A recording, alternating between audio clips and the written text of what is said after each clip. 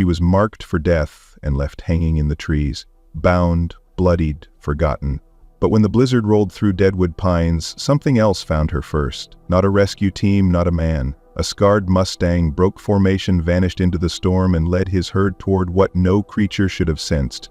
What followed wasn't instinct, it was memory, and it would unravel everything the forest thought it knew about loyalty, survival, and the line between animal and guardian. Before we dive in, let us know where you're watching from, and if you enjoy this story, don't forget to subscribe. The blizzard swept over Deadwood Pines with the force of a living wall, swallowing the world in white. Snow came down in dense, endless sheets, turning the forest into an abstract painting. Gray trunks vanished, the branches vanished, and then the very air itself vanished, smothered by the relentless storm. The wind screamed through the tall pines, twisting drifts of snow from bough to bough, making even the familiar trails unrecognizable. It wasn't just quiet, it was the quiet of anticipation of something immense holding its breath. Every so often, a gust would rattle through the timber, setting a spray of snow loose like icy confetti, but otherwise the only sound was the deep, low hum of the wind. It was the kind of cold that clung to the bones, the kind that made you want to shout just to hear your own voice. But even then, you'd be answered by nothing but silence. The Rangers had never seen a storm quite like this one. Their radios crackled with static, and the GPS trackers clipped to their belts stuttered in and out of range, blue lights winking and dying as the snow thickened. They pressed onward all the same. There were no days off for the Clearwater Ridge Mustang Patrol, not when weather could mean life or death for the wild horses under their protection. Besides, routine was the only way to survive such winters. Stick to the schedule, keep the herd moving, keep yourself moving, and maybe the cold wouldn't find a place to settle in your heart. The patrol was a strange mixture of purpose and resignation. Every ranger knew that today's training was less about skill than about endurance.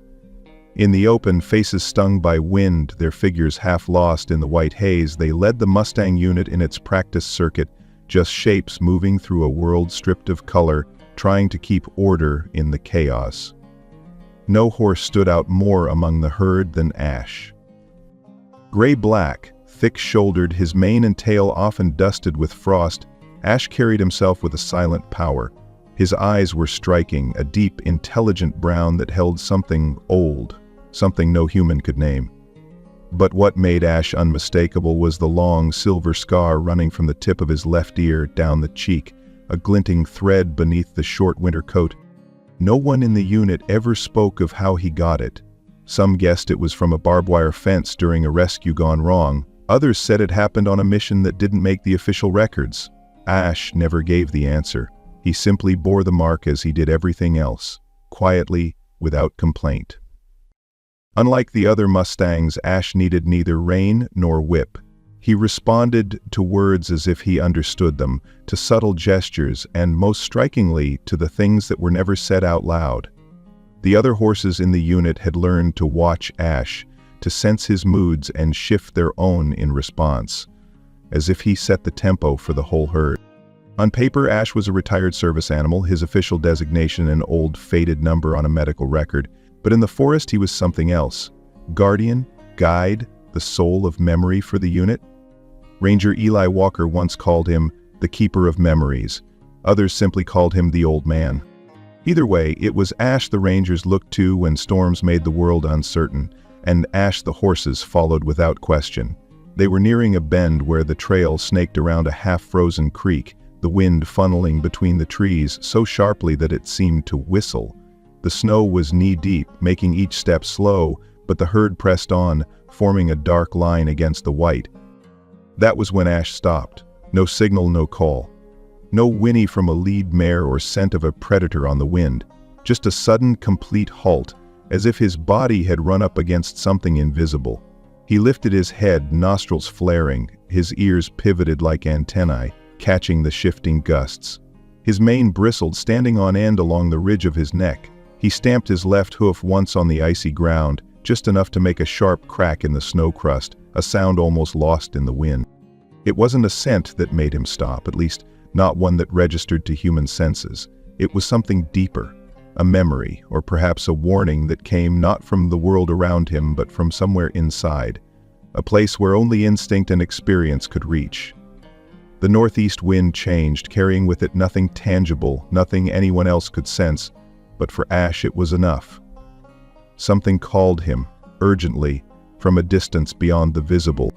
The Rangers noticed Ash's change at once.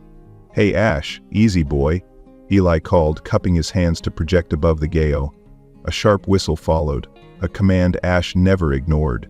The old Mustang didn't so much as twitch an ear. Another ranger flashed a laser pointer, tracing a green dot along the snow. Nothing. A third tried the radio control collar, a last resort reserved for emergencies. The signal went out, but Ash didn't pause. Instead, he took 2 careful steps forward, his entire body taut with expectation. Then, with no more warning, he exploded into motion, plunging off the trail and into the deep woods, vanishing into the curtain of snow like a shadow melting into the dark. The patrol leader, a woman named Meredith Hanley, stood frozen. "That horse has never disobeyed a command in his life," she muttered, bewildered. She pressed the button on her shoulder mic. "Dispatch, this is Unit Clearwater. Possible animal in distress, static." Then a garbled reply. The storm was playing havoc with the comms. There was no guarantee anyone would hear them. Eli stared after Ash, jaw set. He'd seen the look in Ash's eyes, a look not of defiance, but of desperate appeal. "He's not running," Eli said quietly, almost to himself. "He's answering something we can't see." Nobody stopped him as he pulled his coat tighter and started checking his gear. The rest of the team watched, silent, as Ash's hoof prints quickly filled with drifting snow. For a moment, the patrol and the remaining horses simply stood in the whiteout, as if stunned. Then, as if drawn by an invisible thread, 3 more Mustangs began to fidget. Their bodies tensed, heads swinging as if searching for a sound no one else could hear. One of them, a young bay with a jagged blaze, let out a short, sharp whinny. It wasn't fear. It was a question, or perhaps a call to something long forgotten. The tension rippled down the line. One after another, the Mustangs stepped out of formation. They didn't run after Ash, but moved toward different points in the woods, eyes wide and fixed on nothing, ears low and twitching. The Rangers didn't shout, didn't give chase. Something in the air, a kind of gravity, almost held everyone in place. It felt less like a loss of discipline and more like a gathering of purpose, one that none of the humans could understand. Meredith whispered, "They're not bolting, they're returning to something." No one argued. The snow fell heavier. The silence thickened, as if the forest itself waited to see what would happen next. Eli didn't bother to explain. He slung his pack over one shoulder and checked his locator beacon. A little red light blinked in the storm, but whether it would actually guide anyone was another matter. Before leaving, he activated his field recorder and clipped it to his jacket. Walker, Eli, following Ash and 3 other Mustangs, possible behavioral anomaly. Possible, I don't know. If anyone's listening to this later, I'm sorry I can't give you more. He looked up at the others, most of whom had worked alongside Ash for years. "I don't think he's breaking protocol," Ellie said quietly. "I think he's going back to something we never finished." No one tried to stop him. Meredith gave a short, worried nod, and one of the older rangers quietly pressed a spare radio into his hand. The wind picked up as Eli set off, tracing Ash's fresh tracks into the deepening white. The snow was now nearly to his knees, and visibility dropped to a few yards, but he pressed on, keeping his head low. With every step, the storm seemed to fade into the background, replaced by the steady thud of his own heart and the memory of Ash's eyes. The plea, the warning, the call for help that no human could hear but no one could ignore. He did not look back. Behind him, the patrol and the rest of the herd stood motionless, their shapes already blurred by the storm, waiting for news, or perhaps, in their own way, hoping for a different kind of rescue. In the distance, the deep woods swallowed Ash and the others. Somewhere, out of sight, an old scar gleamed against gray fur and a forgotten story began to stir from the snow and the silence. The forest grew denser as Ash pressed forward, plunging deeper into the white heart of deadwood pines. Each hoof fell with careful urgency, leaving an imprint in the snow that was instantly softened by new flakes. The world behind him faded, The voices of the rangers, the whistling of recall signals, even the echo of other Mustangs' hoofbeats. All that remained was the silent, urgent pull, an instinct that didn't quite fit the word, for it was closer to memory than reflex, something old and unfinished, calling him through the white. Snow covered all tracks, erasing the world's recent history, but Ash moved as if following a hidden thread. No scent drifted through the icy air, no trail of blood or disturbed foliage to guide him.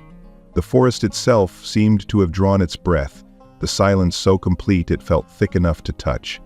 Birds were quiet, the usual squirrel chatter gone, as if even the animals sensed that something unspoken stalked between the pines. Yet here and there Ash noticed the faintest signs, a depression in the snow, not made by hoof or paw, but by something heavy, dragged for a time, then vanished as if swallowed by the earth. Further ahead, a low branch lay snapped at an unnatural angle, the wood freshly splintered, pale against the dark bark. From its end, a length of rope dangled, swaying ever so slightly in the wind.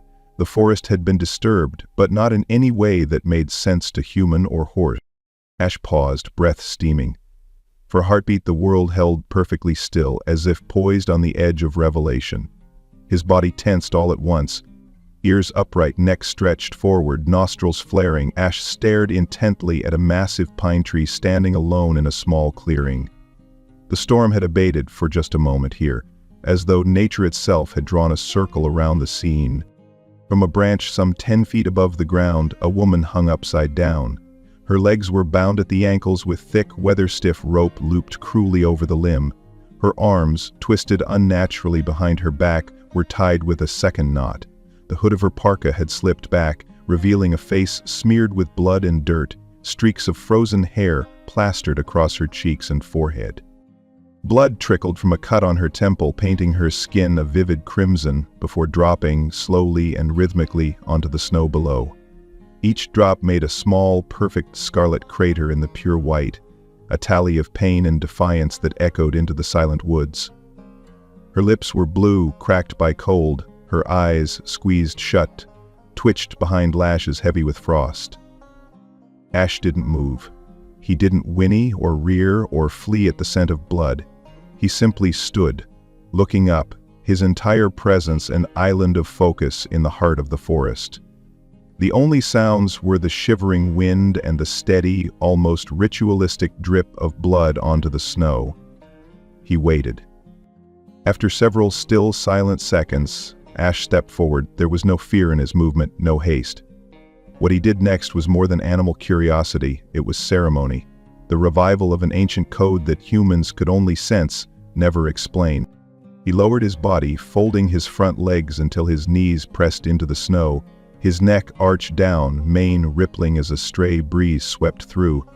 Ash's head dropped so low that his muzzle nearly brushed the cold crust beneath the tree. His chest pressed close to the earth in a posture that could only be described as reverence, or perhaps supplication. It was not a gesture learned in a corral or taught in a training barn. It was something inherited, something sacred. Then, gently, Ash stretched his head forward until his long forelock grazed the woman's boots, just enough to stir a faint current of air around her legs. It was a greeting, but not for a stranger. An invocation, a whisper without words. I see you, I know you're here. This was not patrol protocol, not a train rescue maneuver. This was reunion, called from a place far deeper than instinct, where grief, memory, and hope all mingled and made their own language. Ash was not there to save. He was there to bear witness, to insist, simply by being present, that she had not disappeared from the world. A tremor moved through the woman's body, a faint, broken exhalation, so soft it was nearly lost in the wind. Her eyelids fluttered, then painfully cracked open just enough to let in a slit of cold light. For a moment she did not seem to see anything, then her gaze fell, struggling to focus through the blood and frost, and landed on the horse below. She blinked, once, twice, and in the space between those blinks something changed. She saw a glint in Ash's eyes, a flash of silver memory beneath the scar. In that gaze, she recognized something she had not believed she would ever see again, A name came unbidden to her lips, a name cracked with cold, thick with old pain. Phantom? It was less a question than a gasp, a plea thrown across the years. Her voice broke. "You're still alive?" For Riley Shaw, the lines between memory and reality began to blur. She remembered, dimly, another horse, a Mustang with a pale mane and wild, gentle eyes. Her closest partner in the old life, the partner she had lost on a night much like this, in a mission that ended with silence and shame. But this wasn't phantom. As the world spun and her vision swam, Riley's mind struggled to reconcile the faces of the past with the one before her. The horse was different, darker, older, but watching her with that same patient, soul-deep understanding. Ash. Not just a Mustang, but the last living witness who remembered her name. Her breath rattled in her throat. She closed her eyes, not in defeat, but in surrender. After so many years of battle, she let herself drift just for a second, held by the knowledge that someone, something, still stood guard in the world. If the blizzard had a heart, it was here. In the middle of the white expanse, a woman hung, battered and nearly spent, suspended by ropes that bit into frozen skin. Below her, a great Mustang knelt, not moving, not calling out, not seeking help. Only witnessing, only being. No music scored the moment, no shouts or gunshots broke the hush. There was only the raw fact of survival in its most essential form, one creature standing sentinel for another. No command, no reward, only the fierce, ancient bond between souls shaped by hardship and grace. Ash's breath steamed in the cold, slow and steady. Riley's blood continued to fall in tiny, bright drops, marking the snow as if each were a silent drumbeat. Alive, alive, alive.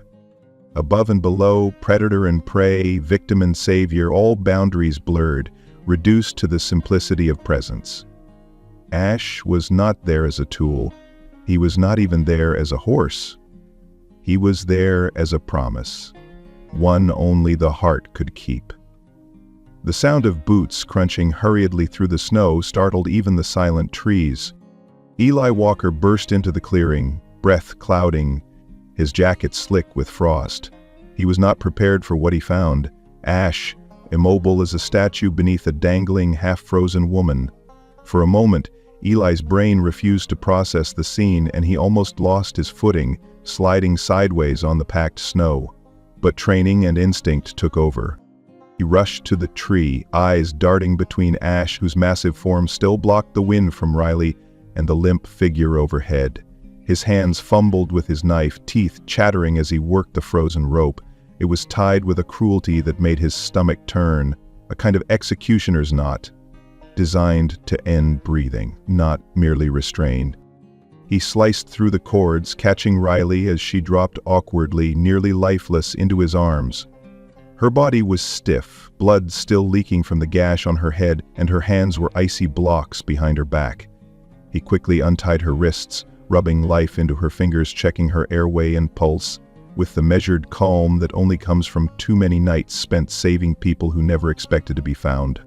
Riley's lips moved again, still that one name, Phantom. Phantom. It was all she seemed able to say, as if that single word was a rope holding her to the world. Eli cradled her, wrapping his arms tight around her shivering form. "It's okay," he whispered.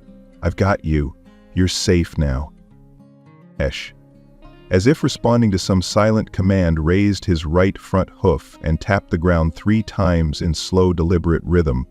Once, twice, a third time. It was not a code any human knew, but it was a promise, a signal between survivors.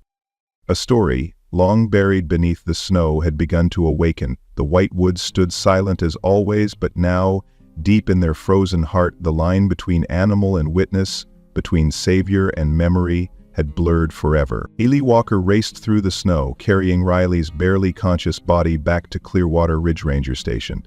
The wind was relentless, flinging stinging shards of ice against his face as he navigated the buried trail. Every step felt heavier, both from exhaustion and the gnawing fear that the woman in his arms would not survive the night. The station was little more than a fortified wooden cabin perched on the edge of the wilderness.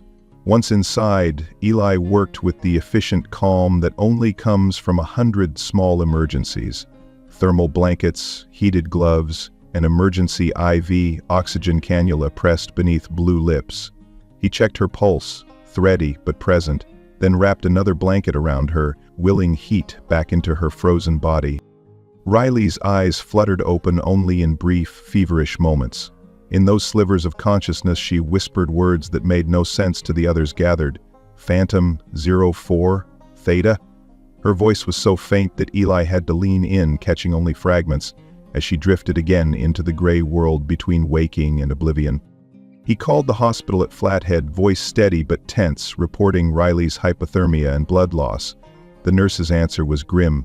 The blizzard had grounded every chopper for miles and the snow would not ease for hours. "Keep her warm, don't let her sleep too long, we'll come as soon as we can." That was all they could promise. Through it all, Ash stood just outside the cabin door. He didn't try to force his way in or make a sound of impatience.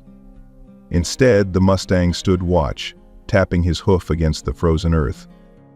1, 2, 3, over and over, a rhythm that seemed to echo Riley's heartbeat. Snow dusted his mane and back, but he never moved away, not even when the world shrank to a single circle of lamplight and hope inside that battered ranger station. Dawn brought little relief. The storm hadn't lifted, but Eli knew that every minute lost meant clues erased by the falling snow. He left Riley in the care of another ranger, then shouldered his pack and set out again for the clearing where they'd found her. Ash joined him before Eli could say a word. No halter, no rope. The horse moved with a sense of purpose so clear that Eli didn't question it. Side by side they trekked back into the woods, Eli's boots crunching, Ash's steps light but sure. At the edge of the clearing, the world looked clean, almost untouched. But Eli crouched, scanning the ground. Beneath a thin crust of fresh powder he found deep, ragged gouges in the frozen dirt. Scratches that ran far longer and deeper than any elk or bear could make. He knelt beside one, pressing his gloved fingers along the ridges. "That's not any hoof I know," he murmured, mostly to himself. Ash moved ahead, nose close to the ground. They followed a trail of battered saplings and a young pine torn from the earth, its roots twisted in a spiral. It hadn't been snapped by wind. Something massive, something deliberate, had yanked it from the ground and left it behind as a signpost. Beneath a jutting slab of granite, Ash suddenly halted. He pawed at the snow, head low, and drew in a long, trembling breath. The wind gusted down from the heights, carrying with it a scent so sharp that Ash's whole body flinched. His ears flattened, then pricked up again as if unsure whether to be afraid or to remember. Eli watched him closely, not daring to speak. Ash seemed to be chasing ghosts, memories more than tracks. Eli took out his phone, hands shaking with cold and nerves, and snapped pictures of the tracks. He uploaded them to the wildlife database, one that held records of every known animal in Deadwood Pines. Mule deer, mountain lions, wild mustangs, even the occasional black bear. No matches. These weren't the hoofprints of any natural creature. They were deeper than a horse's, with sharper edges and a length that suggested a stride unlike anything in Montana's wilderness. The tracks weren't spaced like a grazing animal, they zigzagged, sometimes looping back on themselves in odd spirals. It looked less like hunting, more like evasion. Or, Eli thought with a shudder, like something searching for its way back to somewhere it no longer belonged. He turned to Ash. "You know what's out here, don't you?" Ash didn't look at him, only walked to the spot beneath the tree where Riley had hung and stood utterly still. The horse dropped his head, let out a sound, a low, breathy whinny, barely more than a sigh. It was so soft that Eli wondered if he'd imagined it, but in that moment the forest seemed to lean in, listening. It was not a call for help, nor a challenge. It was, Eli sensed, an answer, a confirmation. Something that did not belong in any database was here, and Ash was the only one who could remember what it was. Another gust of wind rattled the branches. Ash suddenly whipped his head around, stretching his neck to touch his nose to a battered trunk, one that still bore fresh scars. He inhaled, deep and shuddering, and then struck the earth twice with his hoof, sharp and decisive. And Eli watched him, not understanding, but feeling the air in the clearing change. The horse's eyes caught the morning light, a flicker of recognition passing across their dark surface. There was no fear, only an intense, searching alertness. Eli stepped closer, careful not to startle him. "What is it, Ash?" But Ash was lost to the world, lost in something ancient and chemical and overwhelming. He sniffed again, then let out a hot, foggy breath. The scent in the air was a blend of burned wood, metal, and dry prairie grass. It was not the living, healthy smell of horses or the musky tang of elk or deer. It was the odor of a forge, of biolabs, of training grounds soaked with sweat and memory. It was the smell, Eli realized, of war, of survival forced upon living things. And within it all was something else, something achingly familiar to Ash, the scent of phantom. Eli remembered the name Riley had whispered in her fever, "Phantom, phantom." He looked at Ash, whose entire body was trembling, not from cold but from the weight of memory.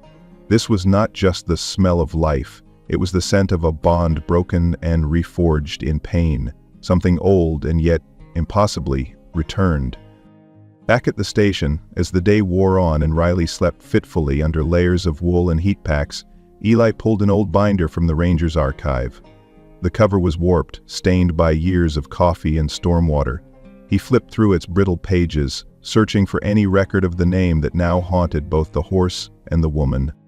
There, half blurred by time and mildew, was a single cryptic entry. Phantom, Unit M. No photo, no DNA swab, not even a note of color or age. Just one line, scribbled in an unfamiliar hand. Separated from Ash, September, year unknown, did not return. Eli stared at the page, feeling the world shift. He stood and looked out the frosted window, where Ash now waited near the paddock gate, mane dusted with snow, gaze fixed on the black mouth of the forest. The realization came slowly, an ache spreading from Eli's chest down to his shaking hands. Ash was not tracking to bring a lost herd home, or to answer a whistle. He was seeking a piece of himself, a fragment of the past the world had buried but which the snow could not erase. For the first time, Eli understood. "Ash, you're not looking for the way back. You're looking for a memory." Ash didn't need a command. He was following a call that no human ear could hear, a summons older than orders and far more true. Eli placed a hand on the frosted glass, watching the Mustang stand vigil. He felt, more than thought, that whatever had begun with the storm was not just about survival or duty. It was about memory, about the return of something wild, something wounded, that could never truly die so long as even one living soul remembered. The snow kept falling, soft and implacable, bearing all but the freshest tracks. And in the hush that followed, Ash stood waiting, every muscle tensed, not for the next order, but for the echo of a lost friend, the promise that one day even a ghost might return. 48 hours after being found in the forest, Riley Shaw finally opened her eyes to the world. Not the fevered half-waking she'd drifted through, but true consciousness, sharp and present. The air inside Clearwater Ridge Ranger Station was heavy with the wood smoke of a persistent winter, the faint tang of antiseptic, and the anxious energy of people who had witnessed something they could not yet explain. Eli was the first to notice her awake, hovering at the doorway. Riley's body was battered and weak, wrapped in blankets, with a heating pad at her back and a cannula tucked beneath her nose, but her eyes, when they settled on Eli, were focused, almost uncomfortably lucid. Her first words came not as a gasp for water or a demand for explanation, but as a clear, steady question. "Ash is still here?" Eli nodded, relief blossoming in his tired face. "He hasn't left the door since you got back." A weary, crooked smile crept across Riley's lips. "Good," she said, her voice thin but resolute. "If he's still here, then I haven't lost all hope yet." No one in the room asked her to explain. They didn't have to.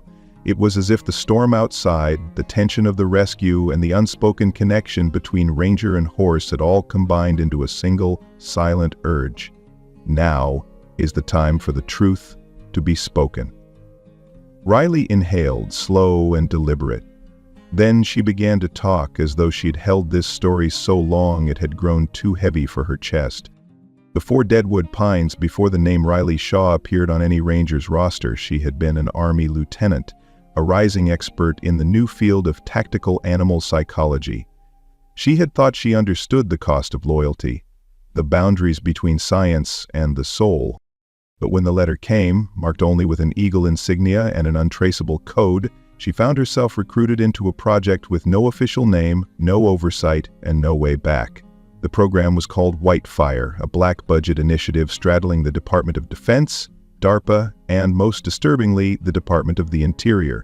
It was a strange mix of military ambition and ecological rhetoric, one that sought to blur the line between what was wild and what could be weaponized. Within Whitefire, Riley was not herself, but subject 4. Her role was never to train horses in the traditional sense. Instead, she was assigned to condition, shape, and ultimately program a cohort of Mustangs for battlefield survival, independent decision-making, and rapid response tactics, skills far beyond the reach of any bridle or whip. It was a task that required not just science, but empathy, intuition, and a willingness to let the animal's nature speak for itself.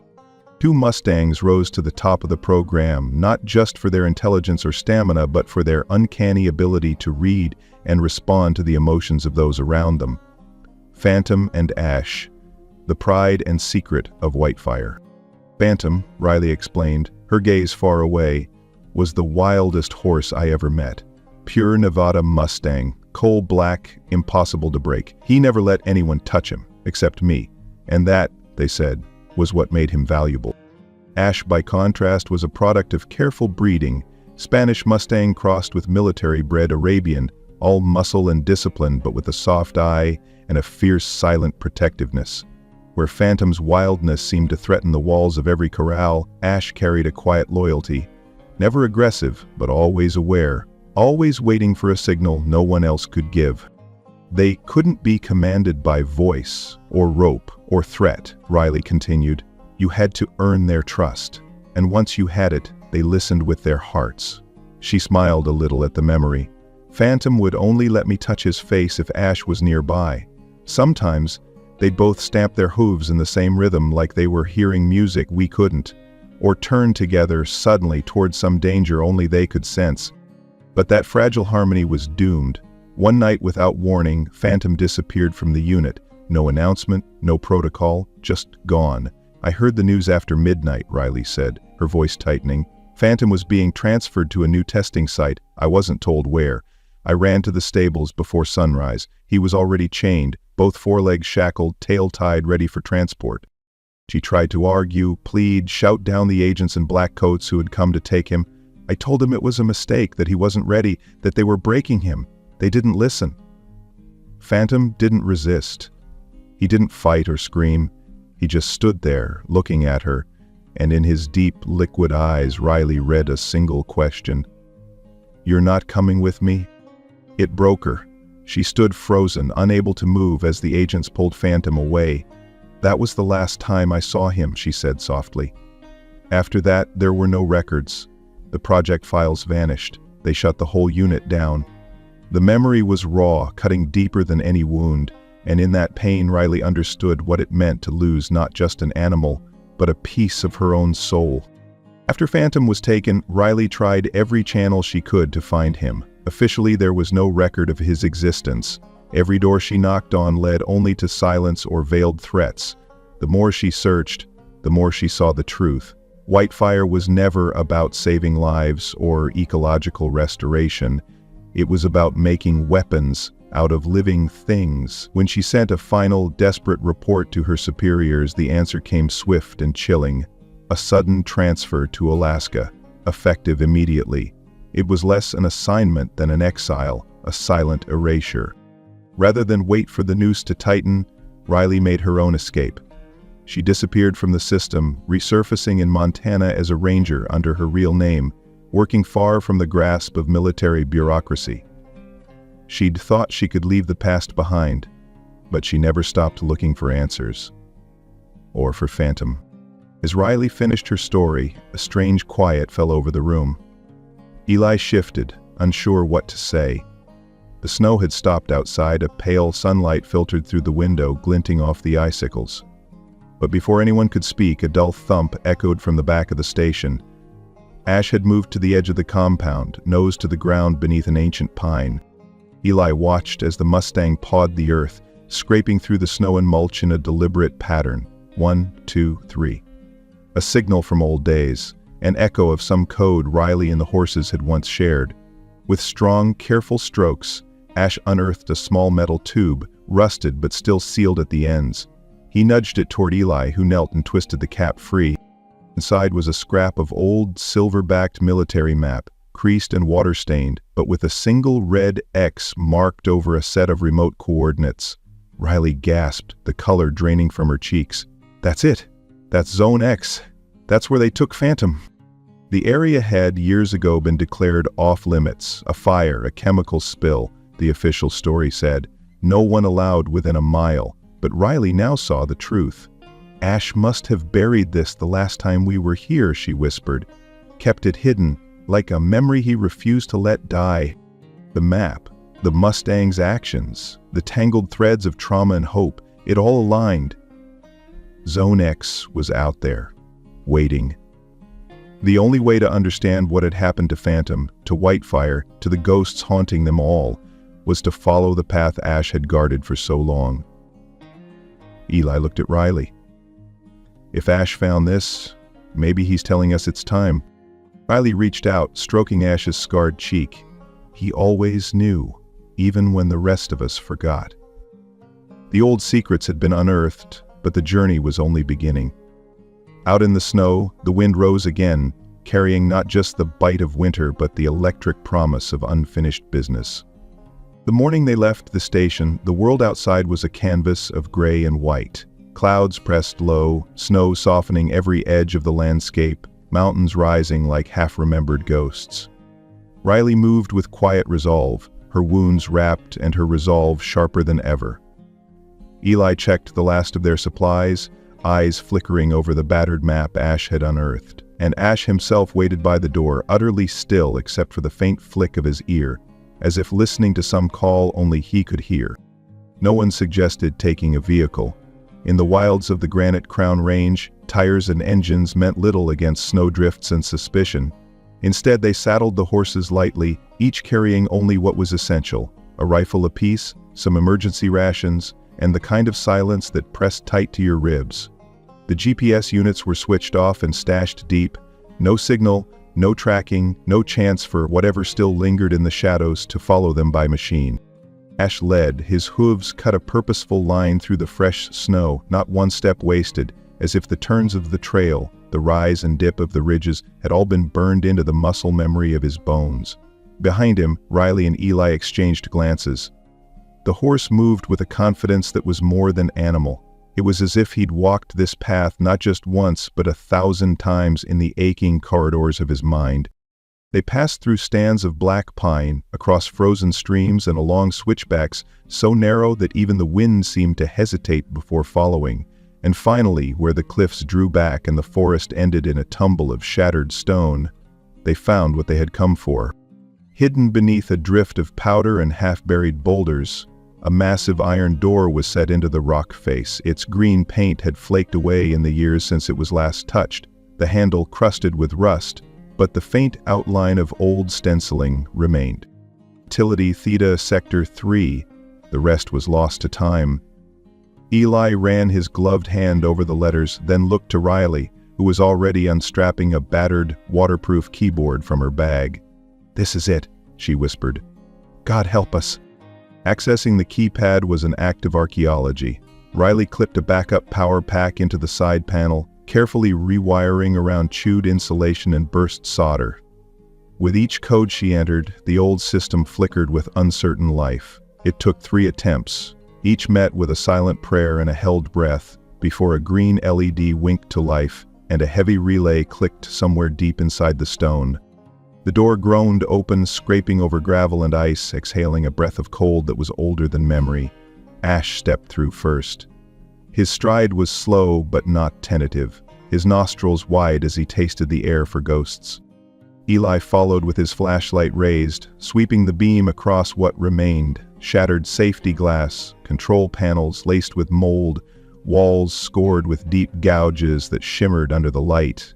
Every step echoed as though the corridor were deeper than logic allowed, as if their intrusion were waking something left to rot in the dark. Riley trailed her hand along the wall, past signs bleached white with age. "This was our world," she said, almost to herself. "All our secrets locked in here, waiting for the world to forget." They moved together through the branching maze of side passages, the air growing colder and heavier the further they went. At last they came to a reinforced steel door stamped Cell 7, a battered slot for observation was set into the center, and behind it, darkness as thick as oil. Riley spun the manual release, the lever shrieking as it unlocked. The door thudded open. The cell was almost empty, only a torn feed bucket in one corner and an old ring bolt sunk into the floor. But there, gouged deep into the far wall at chest height, was a mark that stopped all three in their tracks. A single, jagged letter. P. It had been carved through the stainless finish, cutting all the way to the core, the edges rough and sharp. The mark of a hoof, not a tool. It must have taken hours, days, or longer. Carved in loneliness and fury, a message for anyone who might someday return. Ash walked forward, his head low. He pressed his nose to the mark, breathing in as if trying to draw its story into himself. Riley's voice shook. "He left it for us. For me. He knew no one was coming back, but he did it anyway." For a moment they simply stood there, three survivors of a world no one else believed in, and mourned the ghost who had called out for them in the only way he could. The silence was broken by the click of Eli's UV torch. He swept it along the base of the wall, and under the blue glow a dark stain bloomed on the metal plating. Blood, old and oxidized, stubbornly clinging to the cracks in the floor. "That's not human," Eli murmured, crouching. "It's equine, years old, but..." He moved closer. Near the far wall, three angled hoofprints had been pressed into the dust, the pattern strange, like an animal staggering, trying to stay upright. Ash let out a single low stomp. The sound rang down the corridor, echoing until it was impossible to tell if it was horse or human or something caught between. No one said anything for a long time. Riley, her eyes brimming, rested her hand on Ash's neck. "I'm sorry," she whispered, her words shivering in the gloom. "I'm so sorry I couldn't keep him safe."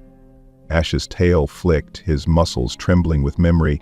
Grief was a language without words, shared across species, across years.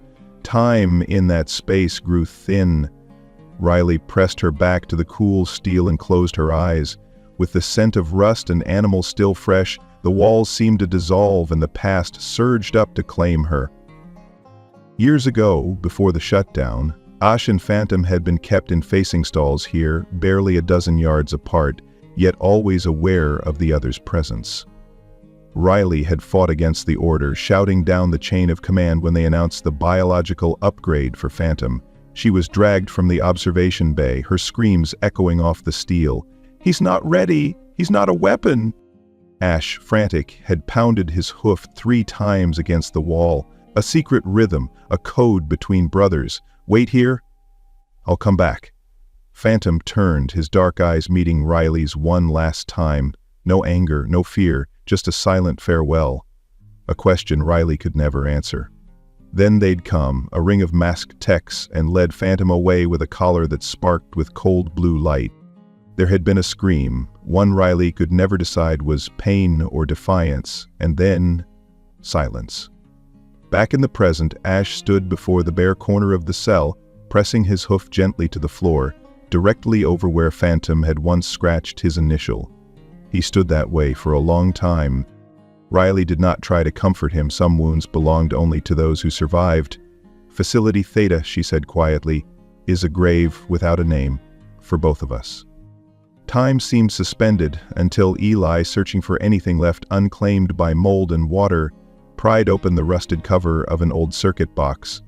Behind it, miraculously intact, was a small hard drive, shielded in lead. He slid it into the encrypted reader on his satchel. The screen lit up and a schematic of the entire Facility Theta unfurled in green and gray. Chambers, storage, hallways, but beneath them, a secret sublevel marked Zone X1. Sub-containment chamber, Riley read. That's where they took him for the upgrades? Nobody was allowed down there but core group. The screen pulsed, highlighting a single, circular chamber at the far end of the diagram. P0. No note, no detail, only a final timestamp, 9:42 p.m. 4 years ago. Eli looked from the screen to Riley and Ash. If we go down there, he said, it's not just to find Phantom. It's to understand what made him into whatever's out there now. Riley nodded, her mouth tight. He deserves that much. We all do. They gathered their courage, their grief, and their hope, and turned toward the narrow staircase leading deeper into the dark, toward the secrets that had destroyed them once before. Ash went first, always first, and as the door closed behind them, the walls of Facility Theta seemed to whisper their names, not as soldiers or animals, but as the only ones left to bear witness to the price of forget. Night fell hard on Clearwater Ridge, and with it came a stillness so deep it felt unnatural. The wind had ceased its moaning among the pine needles, the air pressed close, heavy, as if the woods themselves were holding their breath. Riley stood on the rough wooden balcony that circled the ranger station. The boards creaked quietly under her boots, but otherwise all was silent. Her hand rested on the cold steel of her rifle, not because she expected trouble, but because her instincts screamed something wasn't right.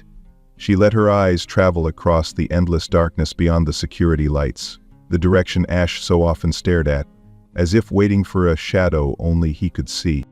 Inside, Eli hunched over the monitors, flickering green with static and snow. He tapped the side of the thermal cam, adjusting the settings.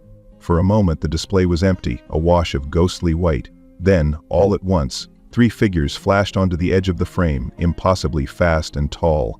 Each stood nearly 2 meters at the shoulder, silhouettes long and misshapen, moving through the darkness without a sound. Nothing in the Deadwood Pines database matched these readings.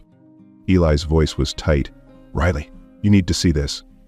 Before she could move, a new sound broke through the hush. A metallic ringing, dull and hollow from the edge of the tree line. It came again, rhythm off kilter like hooves on stone, but deeper, heavier, as if iron itself had come alive and stalked the night. In the pale, unsteady light of the moon, 3 shapes emerged from the shadow of the forest. Their bodies moved like horses, but only at a glance. The truth was far stranger. Their hides glistened wetly in the cold, muscle and tendon bulging beneath veins that glowed a sickly blue. At their joints, bones jutted out in sharp, unnatural angles, metal rivets catching the moonlight where flesh should have been. Their heads were elongated, nostrils flaring wide, and in the center of each face were eyes devoid of any pupil or color, just blank discs that caught the light like frosted glass. Each beast bore a black tattoo burned into the shoulder. X3, X7, X9. They moved together without a sound, not trotting but gliding, their bodies crouched low, ready to spring. In an instant, one, X9, slung at the chain-link fence, hitting it with enough force to tear the steel mesh apart like tissue. The entire barrier crashed down in a spray of frozen dirt and snow. Eli shouted, firing a warning shot into the air. The bullet sparked off X9's shoulder, not even slowing it down. He fired again, this time at the head. The round flattened against the creature's cheekbone, leaving nothing but a shallow dent. The hide was tougher than leather, reinforced with metal, with something else inside that refused to bleed.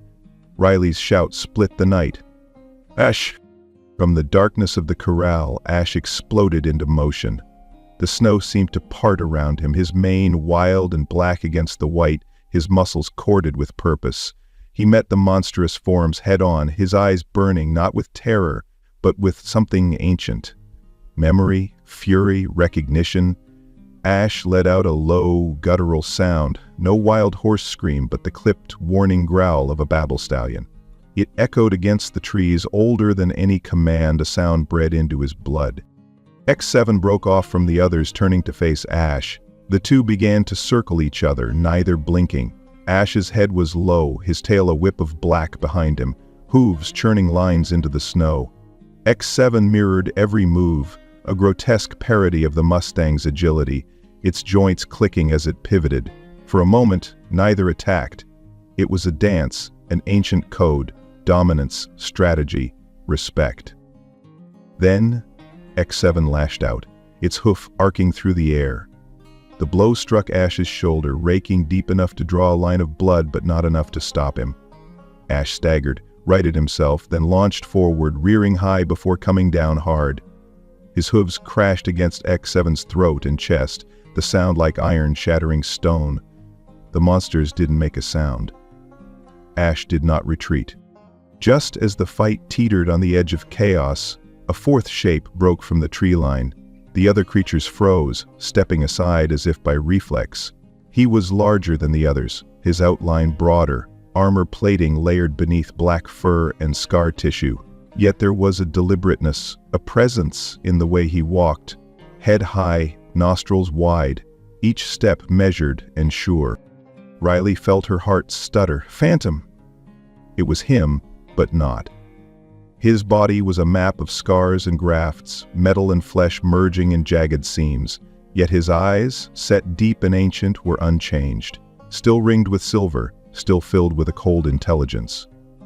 Phantom stopped just beyond the ruined fence, flanked by X3 and X9, who lowered their heads as if awaiting orders. For a long moment nothing moved. Ash stared at Phantom, ears pinned, body shaking, not with fear but with the force of memory. Riley's voice was a whisper. He knows, Ash. It's not scent, it's something older. A memory neither could forget. Phantom stepped forward, slow and deliberate. He moved past the other creatures as if they were nothing, as if he existed in a time and space that belonged only to him and Ash. When he reached Ash, the two stood nose to nose, separated by little more than a breath. Ash's blood dripped steadily onto the snow. Phantom's scars gleamed in the moonlight. There was no sound, no threat, no violence. Then, slowly, Phantom raised his right foreleg, not high, not as if to strike, but in a motion that spoke of ritual. With a single, practiced arc, he brought his hoof down across Ash's ribs, slicing just deep enough to open a wound, a line of blood that glistened red against gray hide. Ash did not flinch. He did not fight back. He received the blow, standing still, his own breath clouding in the air. It was not a strike of hatred or even dominance. It was something else, a mark, a memory, a bond reforged and broken all at once. Phantom's eyes softened just for an instant. Then, without a word, he turned away. He made no move to harm Riley or Eli, nor did he command the others to attack. Riley understood, even if she could not explain it. He's telling Ash, and us, I remember. But I'm not what I was, not anymore. With a single heavy stomp of his hoof, Phantom signaled to X3 and X9. The other two creatures turned as one and slipped back into the darkness, their forms vanishing among the trees as if swallowed whole by the night. Eli took a step forward, gun half raised. Riley caught his arm, her grip fierce. Don't. If he wanted us gone, we would be. Ash stood alone in the middle of the torn yard, blood still dripping from his side. The snow caught each drop, blooming scarlet, a silent testament to what had passed. He did not cry out. He did not collapse. He simply stood, staring after the retreating forms, his body a map of old and new wounds. The night was silent again, but it was not peace. It was the hush that followed an earthquake, the breathless moment before the next aftershock. Riley pressed her hand to the banister, feeling it shake beneath her palm. Whatever had begun in the bowels of Facility Theta was not finished. The ghosts of that place, man and beast, had returned. And now, as the last echoes faded, all Riley could do was stand beside Ash in the moonlight, listening to the distant, impossible sound of metal on stone, and wonder what part of Phantom, if any, had come home at all. After the chaos, as the wounds of the night still throbbed and the snow began to settle around the battered station, it seemed as if the worst had passed. Ash stood sentry in the half-light, his breaths rising in sharp clouds, the echo of Phantom's mark fresh and burning on his side. But then, from the shadows of the opposite tree line, a new figure emerged, a human silhouette, unhurried, unarmed, but bringing with her the same chill that had haunted these woods since the beginning. Dana Rivers. She had once worn the white coat of a scientist, lead advisor to the White Fire Project, Now she wore a heavy ranger's parka, the emblem of Montana conservation stitched on her sleeve. Her hair was pulled back, face drawn tight and careful. She walked forward, with her hands visible as if expecting gunfire or worse. But in her right palm, held almost reverently, was a device. A slender, wrist-mounted controller, its surface a matrix of glowing symbols. It was the same type of instrument once used to command the war Mustangs, to strip them of will, to make weapons of their memories. Riley, standing at the threshold, saw the device before she saw the woman. Her voice was steel. "You've been watching us since the start, haven't you?" Dana gave a small, humorless smile. "Of course I have. Whitefire never died, Riley. It only changed shape." Ash stepped forward, a deep warning rumble vibrating through his chest. He placed himself squarely between Riley and Dana, every line of his body radiating the message, "No closer." Before another word could be spoken, before confrontation could harden into violence, something in the forest shifted. A presence moved through the trees. A presence so weighty that even the wind seemed to shy away. Phantom returned. He came alone this time, stepping out of the darkness with the slow, deliberate gait of an animal who knew every eye was on him. X3 and X9 were gone, melted into shadow. Only Phantom remained, his coat marked by wounds, his bearing dignified but weary. He walked toward Dana with a gravity that made each step feel ceremonial. The snow quieted around him. His mane, streaked with the frost of battle, caught the last glint of moonlight. Dana raised the device, her fingers curling around it possessively. Her voice was a hiss, half command, half plea. "You're still under protocol, aren't you, Phantom? You still respond to command. Show them who's in control." But Phantom didn't stop out of obedience. He stopped just short of her, his head level with her chest, his gaze holding hers not as a servant, but as an equal. Or perhaps as a judge. The forest waited. Riley held her breath. Eli's hands clenched on his rifle. Ash stood, every muscle taut, waiting for the signal he hoped would never come. Time dilated. For a heartbeat, nothing moved. Then, without warning, Phantom snapped his head up, jaws wide. He closed his teeth, not on Dana herself, but on the wrist that held the device. His grip was firm, controlled, enough to break skin, enough to shock, but not enough to maim. Dana gasped in pain, stumbling backward. The controller slipped from her grasp, tumbling to the ground with a muted clatter. Phantom planted a forehoof on it, pinning it in place. Then, with slow, deliberate force, he brought his head down. His massive jaws closed over the fragile machinery, crunching it to scrap with a sound that echoed across the silent clearing, a sound that felt like shackles being shattered. Metal shards and circuits fell to the snow. The last light on the device flickered and died. It was a death knell, not just for a piece of technology, but for the power it had held over every Mustang, who'd borne a code instead of a name. Dana staggered back, staring in disbelief at the ruined remains. Her bravado had vanished, replaced by naked fear. You're resisting?" Her voice was small, trembling, not the voice of a scientist or a master, but of a person suddenly faced with the enormity of her own choices. Phantom met her eyes, the line of his jaw steady. He offered no sound, no explanation.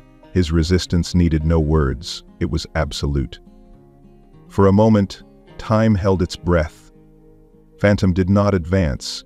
He did not trample Dana, did not unleash years of suffering upon her in a flash of violence.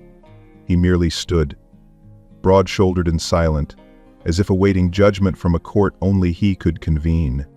Dana's knees buckled. She dropped to the snow, not out of pain, but out of the sheer devastation of being recognized, not as a villain, not as a foe to be destroyed, but as something far less, irrelevant. Phantom's refusal to attack, to even acknowledge her further, was the cruelest sentence of all. Riley stepped forward, but Ash blocked her path. No one intervened. This was not a human story any longer. This was the reckoning of beings who had been stripped of their voices, now reclaiming their right to decide. It was not forgiveness that filled the silence, nor was it hate. What lingered was freedom, raw and dangerous. A soul's refusal to be named by someone else's language, to be defined by someone else's war. Dana's eyes filled with tears. I thought you were only what we made you." Phantom did not even flick an ear. His gaze was past her now, past all of them, searching the horizon for a place beyond the reach of cages and commands. Phantom turned, slowly, as if time itself bent to let him leave. He did not glance at Riley, nor at Ash, nor at the woman whose hands had written his fate in code and steel. Step by step he walked into the trees, his form growing smaller with each stride. The forest accepted him wordlessly. Even the falling snow seemed to pause, suspended in air until he had disappeared beneath the canopy. No one followed, not a single hoofbeat or boot broke the spell he left behind. It was as if the world was holding its breath, waiting for him to be out of sight before it dared to move again. As Phantom vanished into the darkness, the snow began to fall once more, gently at first, then thick and insistent, restoring the silence, covering the blood, the scars, the broken chains. The woods breathed out, softer, emptier. Ash remained in the clearing, his body motionless, the snow now gathering on his coat. The blood from Phantom's mark had dried into his hide, a brand of memory that would not fade with weather or time. He did not run after his brother, did not call, did not protest. His eyes, red-rimmed and haunted, stared into the darkness where Phantom had gone. Tears threatened but did not fall. They hung suspended, as if even grief itself was too heavy for this night. Riley moved to stand beside him, her hand trembling as she laid it gently on his neck. Ash neither shied away nor leaned in. They stood together, two survivors united in the aching void that followed. It was a moment stretched impossibly thin, a silence deeper than any storm, larger than the forest itself. The kind of silence born not from peace, but from a wound too deep to be mended by words or even touch. Because some farewells were not marked by embraces, nor by shouts of anger. Sometimes the pain was too great, the love too complicated, the history too long. All that remained was the promise, spoken not aloud, but in every scar, every choice. I will not become what you made me. I will remember, and I will go on. The storm had passed. The snow still fell, softer now, as though the world itself wanted to bury what had happened at Clearwater Ridge. But Riley Shaw could not allow it. Not anymore. For years she'd hidden from her past, changing names, roles, and stations, never daring to look back at the darkness she'd helped unleash. Now she walked straight into it, no longer a shadow among the pines, but a witness. Inside the ranger station, she set up the battered old laptop, one of the few pieces of her army life she'd kept. Her hands trembled only slightly as she connected the drive Eli had recovered at Facility Theta. There it was, not just memory, but proof. Video files showed the training of war Mustangs, maps marked with Zone X and hidden sub-basements, biometric logs of experiments run on Phantom, Ash, and those who had only numbers instead of names. There were audio recordings too, orders barked by unseen men, clinical voices discussing upgrades and failures, and, worst of all, plans to erase mistakes by fire. She tried at first to route the files through the government network where she'd once worked. A firewall blocked her. But the world had changed since Whitefire was conceived. Animal rights groups watched for leaks. Veterans, disillusioned by secret wars, had their own back channels. A few anonymous allies reached out, promising to boost the story if she could get the files past the first gate. So Riley stopped hiding. She used her real name. She signed the statement herself, in ink as clear and final as snowfall on a silent field. Riley Shaw. Subject 4. With one click she set the truth loose. There would be no taking it back. Within hours, the first blogs picked up the files, screenshots of horses in harnesses, glimpses of the labyrinthine Facility Theta, scans of Riley's Army ID. By morning the country was aflame. Headlines howled, bioweapons program disguised as wildlife conservation, the Montana Files, Whitefire, when horses ceased to be animals and became targets. Commentators raged, scientists recoiled, and ordinary people struggled to process what had happened in their own backyards. Some doubted, but the video left little to interpretation. Children sent letters scrawled in colored pencil in hope to the White House, pleading for the horses with stolen souls to be set free. Activist groups demanded an end to genetic manipulation of any wild species without strict ethical review. The anger spread, but so did something else, a kind of reckoning. For too long, the belief had held that nature existed to be bent, refined, and weaponized. Now the world was forced to see what such logic wrought, not just in ruined lives, but in the eyes of a living creature who had refused to become a monster. Politicians who'd kept silent now called for full federal investigation. Some did so out of principle, others out of self-preservation, but the effect was the same. The darkness of Whitefire was dragged, writhing into the light. The heart of Whitefire was not in Montana, but in Colorado, in a mountainside villa where Dr. Charles Voss lived beneath a false name, still monitoring the signals of the last war Mustang. It was Riley's files that made the link unbreakable. Emails, receipts, a direct command chain from the highest levels of the Defense Biotech Institute. The FBI moved quickly, joined by the Marshals, who, until that night, had never believed such a program could exist outside of science fiction. They found Voss in his study staring at a wall of screens tracking movement through the snow. Clearwater Ridge, still pulsing on a private satellite feed. He barely looked up as agents poured into the room. "So," he said, "you're alive after all, Ms. Shaw. Fascinating." His voice was cold, clinical, unshaken. The world would remember the footage of his arrest. The architect of Whitefire led away in cuffs, refusing to bow his head. The message was clear. Even those who believed themselves untouchable could be brought down by the truth. In the days that followed, others emerged from the shadows. Technicians, guards, junior researchers, all confessed, their stories echoing the files Riley had exposed. The chain of complicity snapped, and with it, the myth of control that had haunted every horse, every soldier, every silent place in the woods. Through it all, Ash remained at Clearwater Ridge. He was no longer a tool, nor a fugitive. The state, pressed by public outcry and new federal regulations, allowed him to stay under protection, but not under lock and key. The government tried to insist on handlers and monitoring, but the townsfolk, who'd watched him save Riley and Eli, spoke up. "He's earned the right to choose," they said. A week after the story broke, the small community held a ceremony. Ash was led, not by a bridle, but by gentle hands, onto a makeshift stage in the town square. His scars were visible, his eyes deep with things no human would ever fully grasp. Riley stood beside him, her speech short and unadorned. "We created Ash to serve, but he's taught us what freedom really is. He forgives not because he forgets, but because he understands that anger is just another chain, and he chooses not to wear it." Until this moment, Cleese had not bought Riley's audacity, which, though not divine, children brought drawings, some crude, some astonishingly detailed, depicting Mustangs galloping across snowy hills or standing dignified in the light of dawn. Ash lowered his head to let a little girl press a daisy behind his ear. For a moment, the horrors of Whitefire seemed impossibly far away. One small boy tugged Riley's jacket, his voice shy but clear. "Do you think Phantom will ever come back?" Riley knelt, meeting his gaze. "If he still remembers his name," she whispered. "Then it's never too late." Ash flicked an ear as if in silent agreement. Facility Theta was shuttered, its doors welded shut. No public tours, no glossy plaques, just a simple sign carved by Riley's own hand, set into the stone above the old steel entrance. This place once held ghosts. Now, it holds memory.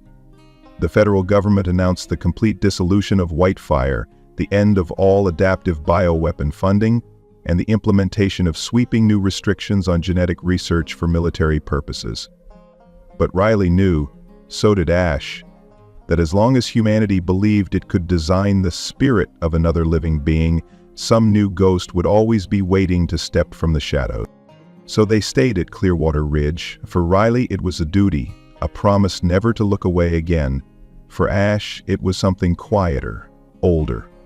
He roamed the fields and forests as he pleased, never venturing far, always returning at dusk to the edge of the station's clearing.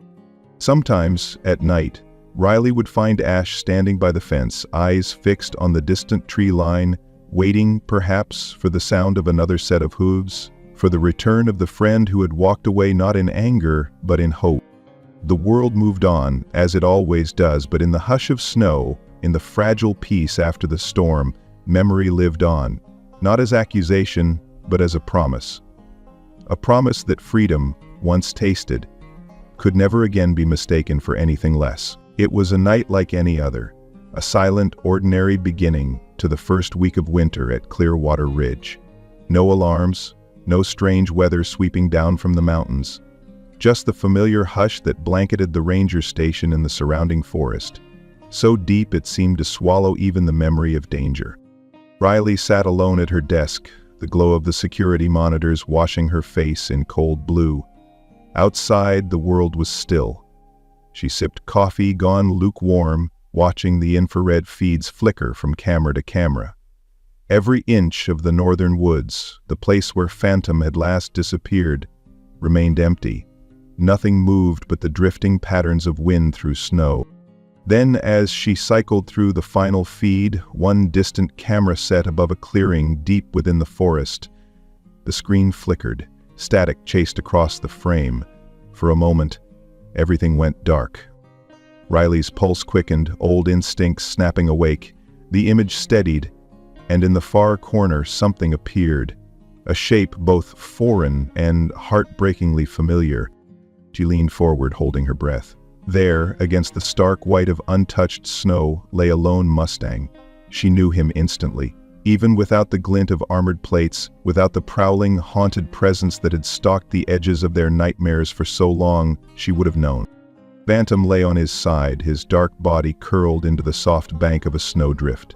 His head rested gently atop a small rise in the earth, as if he had chosen this place for its peace, not by accident but by an act of will. His body had changed, sharply thinner now, ribs faintly visible beneath a hide once marked by chrome and code. The patches where the BioWare had once gleamed had faded. Some pieces looked torn free, others simply shed, as if his body had decided at last to reclaim itself. His eyes were closed, not from exhaustion, Riley sensed, but from choice. A deliberate stillness. There was no blood, no sign of violence, no wound to be found. Only the subtle shuddering rise and fall of his chest, slowing, as the camera watched from a respectful distance. She magnified the feed, searching for anything danger, intrusion, some hint of what might have driven him here. But there was nothing. No enemy. No predator, no pursuer. Just a creature at the end of a long and harrowing journey, laying himself down with the dignity of one who knows he will not get up again. For the first time since the day she'd watched him vanish, Riley felt the truth settle in her chest. Phantom was not running anymore. He was not a weapon or a target or a legend. He was just done. She pulled up movement logs from the past 72 hours, scrolling through the data in disbelief. There had been no disturbances, no tracks except Phantom's appearing far upstream, winding through the brush, straight toward this spot. No human presence. No animal crossing his path. He had come here by himself, choosing the clearing with intent. He lay down as the snow began to fall, tucking his legs beneath him for comfort, not collapse. She could imagine him taking one last look around, measuring the sky, the trees, the silence he had fought so hard to reclaim. Perhaps he knew his body was failing, that the long fight against what had been forced into him could not last forever. Or maybe, after tearing the last threads of control from his mind, after shattering the device that had once bound him, he simply decided that it was time. His own time. His own place. Not as a machine, not as a fugitive, not as a specter slipping into legend, but as a living soul, able to choose the ending that no one else could write for him. Riley didn't say a word. She turned the monitor so Ash, waiting outside the office as he always did at night, could see. She simply opened the door, the hush of the room replaced by the heavy silence of two beings who knew what loss meant. Ash stepped forward, slow and deliberate. He stopped a few feet from the screen, staring at the frozen image of Phantom on the snow. He didn't whinny. He didn't stomp or toss his mane, didn't strain against some unseen tether as he once might have. He just stood, every muscle locked in place, his head dipped slightly. His eyes were wide, but there was nothing frantic in them, no wild hope, no desperate longing. The search was over.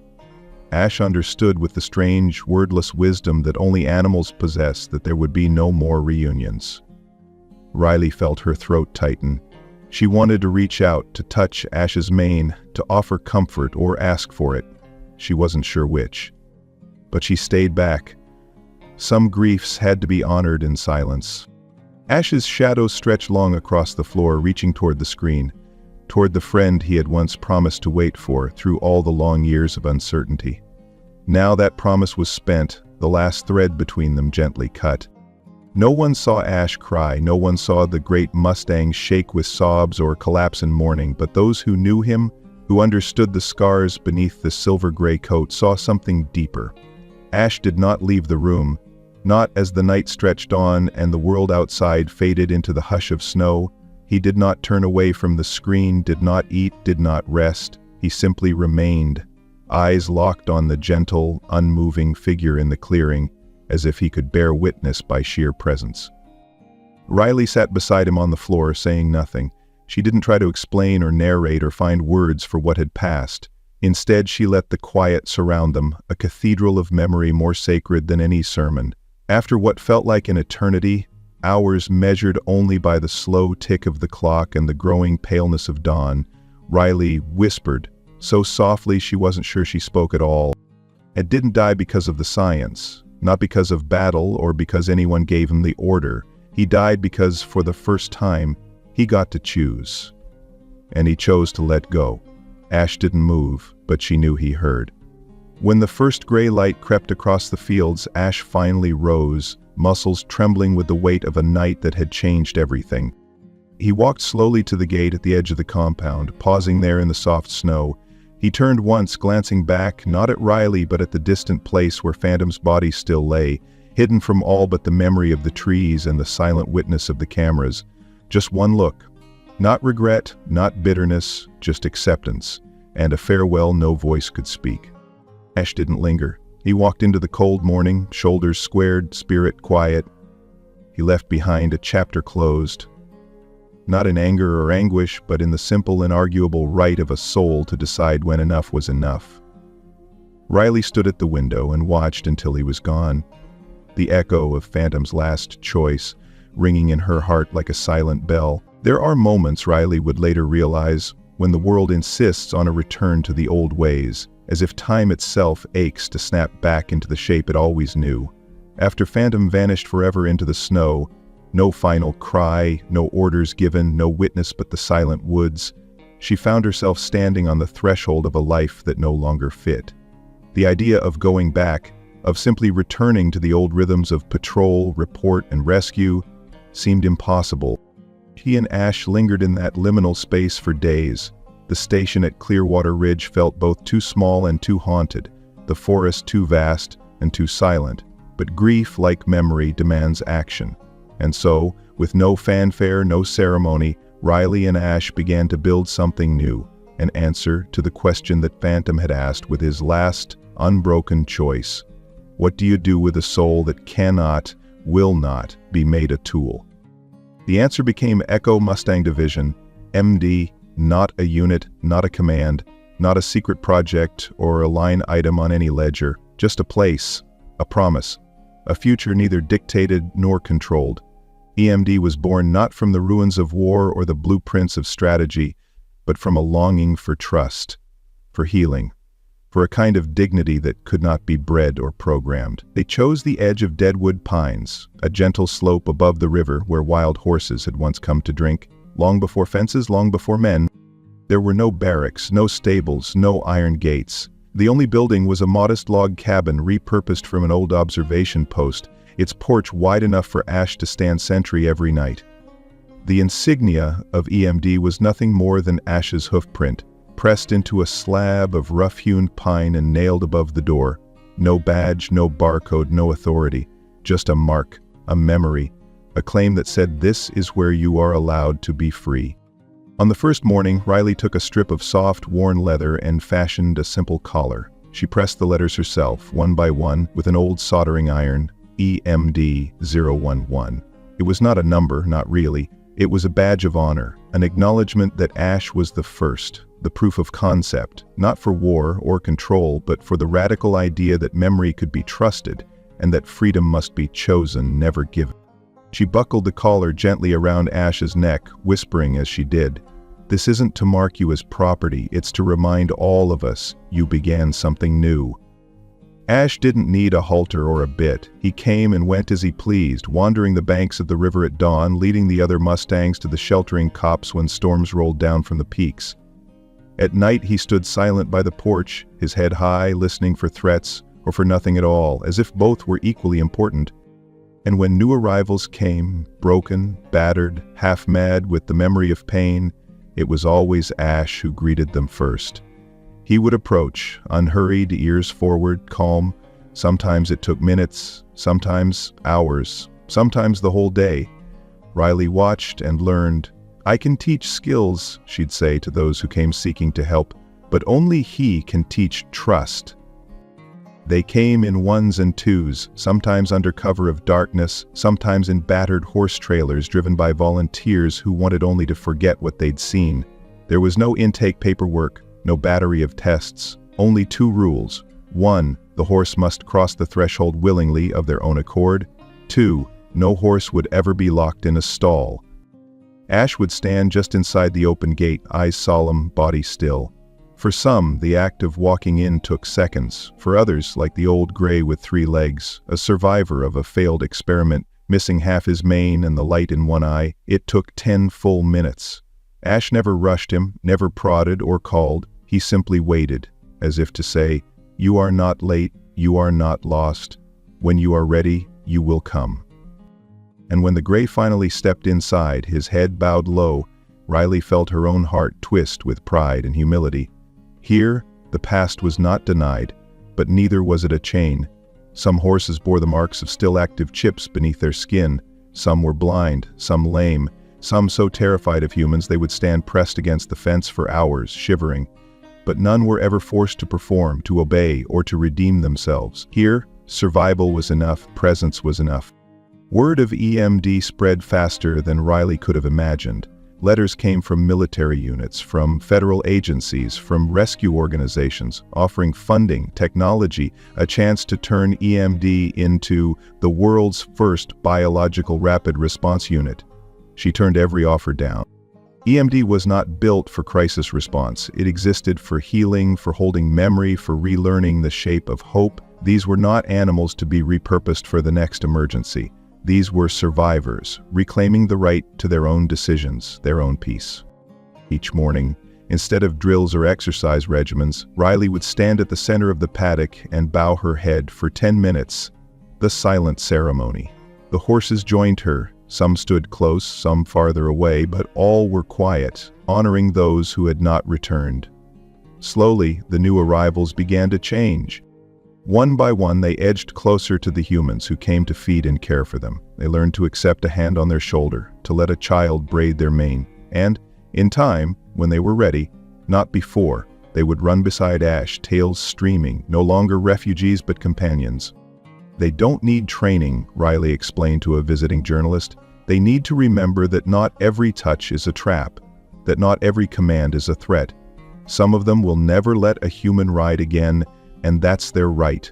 We don't rescue to repay us. We rescue so they can reclaim themselves. The press called EMD the first humane bioreactive unit, but Riley refused any title. "We are not a unit," she insisted. "We are a choice. Every day, every horse here chooses to stay, and so do we." Above the open gate, carved into the weathered wood, was a single inscription. "We were once numbers. Now we are hoofprints. No one belongs here until they choose to walk in with their own heartbeat." And every sunrise, Riley would find Ash at the threshold, the morning light throwing his shadow across the land he had claimed, not as a survivor of war, but as the first citizen of a republic of the free. Beside him, there was always another, once rejected, once broken, now standing tall, learning once again how to trust the world and themselves. Sometimes, in the golden hush before day, Riley would stand with them, hand resting gently on Ash's neck, and whisper, "You're not alone anymore. None of you are." In the silence, the only answer was the soft sound of hooves, moving forward, always, toward a future no one could ever write for them. It was a spring morning at Echo Mustang Division, if such a thing still existed. Sunlight poured through a thin mist on the south pasture, dappling the wild grass in gold and green. Ash, always the sentinel, was already leading a group of young Mustangs into the field, his movement as steady and sure as the heartbeat of this odd sanctuary they'd built. Riley lingered by the porch, mug in hand, letting the air fill her lungs, a ritual as much about memory as about the new day. The world outside the fences for the first time in years felt quiet. Letters arrived each week, mostly bureaucratic, supply orders, permits, thank you notes from local schools, sometimes a shy envelope from a child with careful crayon drawings of horses running free. Echo was a place where trouble could, for a moment, seem far away. But that morning, tucked at the bottom of the metal mailbox, was a plain, brown envelope. No return address, no postage. Just her name scrawled in a hurried, unsteady hand. Subject 4 is still alive. Activate D-plan. Beneath the message, a symbol was drawn. A broken triangle, sharp and unmistakable. Riley's breath caught. That mark, crude and quick as it was, belonged to a place she'd spent years trying to forget. The inner sanctum of Whitefire, the project that had nearly destroyed them all. She stared at the envelope, her heart thumping, as if the chill that skated up her spine could freeze out the sun. She took the envelope into her office and sat, not trusting her legs. Even with the door closed, she felt exposed, as if someone were watching from the tree line. Her hands trembled. She clenched them into fists, knuckles white. A memory surfaced, unbidden. Voss's voice at his arrest, cold and clinical. You think you ended it, don't you? What you saw was only the outer shell. The real work lives on. D-plan. She'd only ever heard it in whispers, snatches of conversation during late-night meetings that always ended in locked doors and silences. D-plan, short for dominate phase. It was never written in official records, never referenced in protocols, but the meaning was clear, even if she'd spent years trying not to believe it. Dominate phase wasn't about controlling bodies. It was about dominating will, obliterating the boundary between instinct and obedience, between memory and self. In the deepest, most secretive meetings, the plan was spoken of like a myth, a final frontier. Not just training an animal, not just programming responses. D-plan was about creating creatures that would need no handler, that would internalize command as truth until their choices were no longer their own. That possibility had haunted her, even as she tried to expose Whitefire's crimes. She set the letter on her desk, staring at it, and thought about all she had seen, all she had fought to leave behind. The air in the office felt heavy, pressing in, and she pressed the palms of her hands to her forehead, trying to slow the pounding in her skull. Later that day, Riley took the letter out to the paddock, holding it where Ash could see. The big Mustang approached slowly, head low, eyes wary. She offered the envelope. He sniffed it, his nostrils flaring, and then let out a deep, guttural sound that was neither fear nor aggression, a low, trembling rumble of memory. Something in that scent, something beneath the ink and the musty paper spoke of a time before Echo, before even Phantom, before choice was even a question. She stroked his mane, uncertain. Ash turned away as if ashamed to let her see the tremor in his body. Over the next 3 days, Ash began to change. It was subtle at first. He stopped leading the younger horses on their daily rounds, began patrolling the western fence line alone at dusk. Every muscle tense, ears scanning for sounds only he seemed to hear. He stopped sleeping near the others, standing instead with his back to the wind, motionless except for the way his hooves churned the earth, drawing shapes Riley could not understand. One night, unable to sleep, Riley saw him from the porch. Ash was pacing in circles, his body rigid, his head lowered. She took a flashlight and went out into the cold. When she drew near, the beam illuminated 4 words scratched shakily into the earth by his hoof. Words that made her throat close up. There's still a herd. The message was not for her alone, it was for anyone who would listen. Riley spent that night in the archives, poring over the data salvaged from Facility Theta. Scattered files, corrupted drives, fragments of logs that had never made it into the official record. Most of it was indecipherable, but one notation caught her eye. D9SH. She stared at the letters, trying to recall the old code structures. D9, Unit 9, likely an experimental cohort. S, Shepherd. V, M, Virginia Appalachian Sector. There was a line in the margin, barely legible, almost erased. Does not require remote control. Will protect or destroy as assigned. Target not required to be human. I heard then, not just individuals. An entire unit relocated, unaccounted for when Whitefire fell. No genetic records, no ID chips, just this. A class of beings engineered to accept purpose not from outside, but as their own. She felt the bottom drop out of her world. If D-Plan had begun, if these creatures existed somewhere out there, creatures designed not only to follow orders but to make the act of following indistinguishable from their very nature, then everything they'd fought for was at risk. Phantom's End was not the end at all, it was a prelude.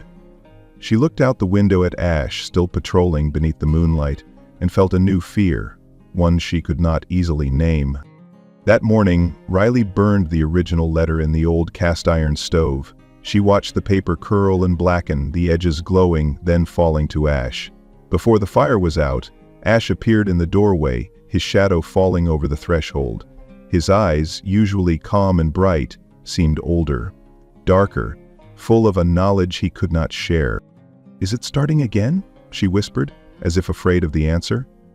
Ash did not move, but he turned to the main sign at the entrance of Echo Mustang Division and waited as Riley took out her old wood-burning pen.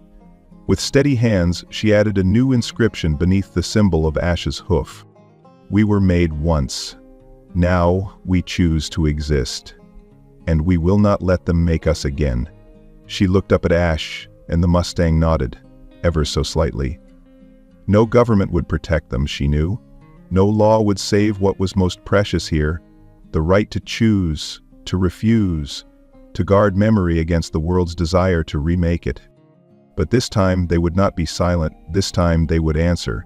The woods were alive with the promise of spring, but Riley felt a chill in the air, an echo of old battles, old betrayals, and the cost of standing guard over what should never have been created. She looked to Ash, to the young horses at his side, and felt, for a moment, the weight of everything still unspoken between them. The plan was in motion, but Echo Mustang was ready, and if anyone tried to cross their threshold, to take back what had already been lost once, there would be no easy victory. Not this time. The sky was the color of wet stone, a pale hush of morning hanging over the rolling foothills. Sleet glazed the tall grass, painting every blade in a thin shroud of glass.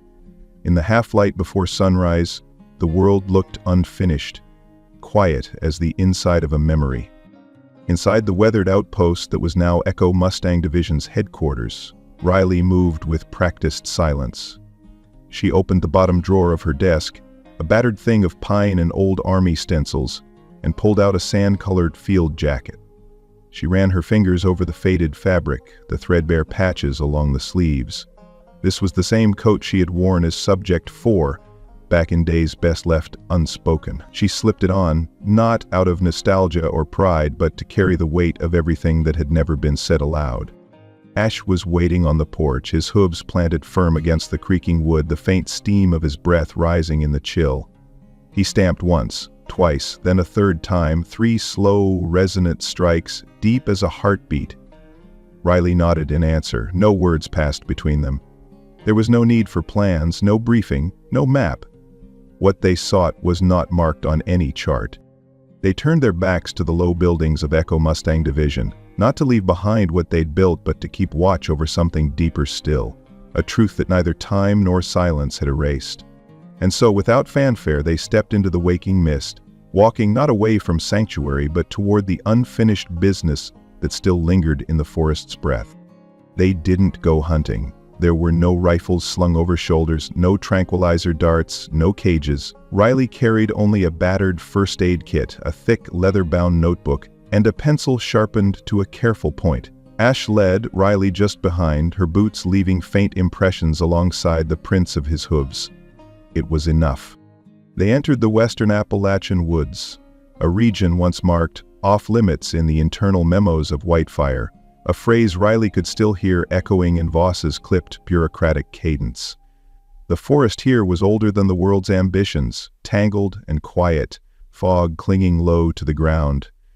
They moved carefully, not out of fear, but out of respect for all the things that couldn't be seen or named. They weren't looking for an enemy. They were searching for life, specifically for those other Mustangs that D-Plan had abandoned. Living memories trapped in muscle and scar, creatures bred not to speak, only to obey. But the mission wasn't to capture or destroy, it was to listen, to find and then to tell them, maybe for the first time, that their silence was no longer required. As she ducked beneath a low branch, Riley whispered, "We're not here to right every wrong, we're here to listen, because no one else ever has." Ash's ears flicked in her direction, then back again. He moved forward, each step careful but unwavering, as if he were following an old song buried beneath the leaf mold. There were no tracks to follow, but Ash seemed to know, instinct or memory or something older, exactly where he was meant to go. The forest thickened as they walked. Sunlight was just beginning to warm the highest ridges, turning the frost to steam. They crossed a ruined checkpoint, its walls still scarred by deep, jagged gouges, marks of a code only the battle Mustangs knew. Riley's hand brushed over one, reading its story by touch, recalling what was left unsaid in the field reports. Farther along, they came to a broken bridge spanning a narrow ravine. Riley paused, remembering Phantom had once leapt that gap to save her during a test gone wrong. Muscles bunched and flying, freedom and fear wound together in the same impossible moment.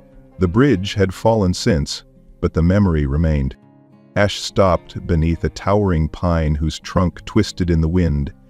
He stood still, his nostrils flaring, then lowered his head until his forehead just brushed the rough bark. He stayed like that for a long moment, silent, unmoving. Riley took out her notebook and wrote, "First contact, not in words, but in remembrance." It dawned on her, Ash wasn't just leading her through the woods. He was leading her through a history that no one else would ever see, a map not of place, but of pain, and the long work of surviving it. At every clearing, every scarred tree, every quiet pause, Ash was saying the things Riley could never force into words. "I was once a tool, but now I am the one who remembers, the one who tells the story."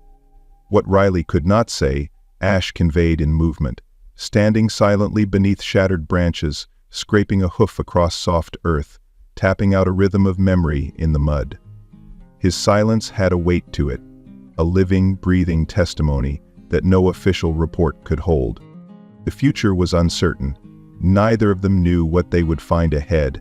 An SH unit still functioning, a Mustang twisted by too many years of failed programming, a living thing too far gone to remember freedom.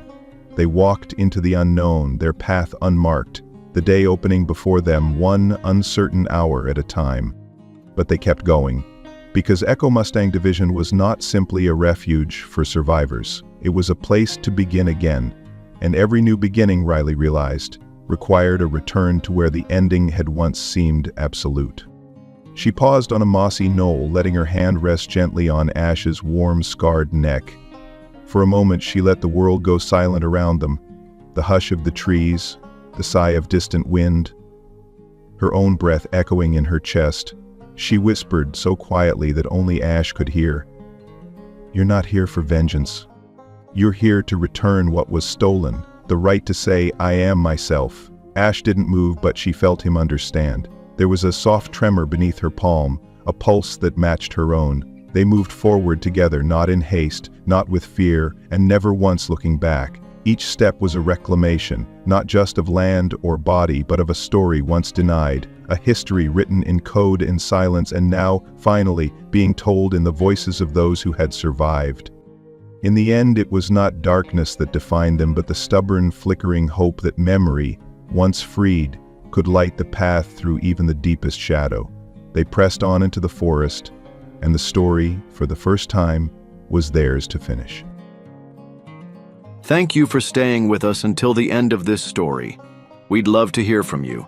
Share your thoughts in the comments below, and let us know your favorite part. If you enjoyed the journey, don't forget to like, share, and subscribe to our channel for more captivating stories like this one. And don't miss out.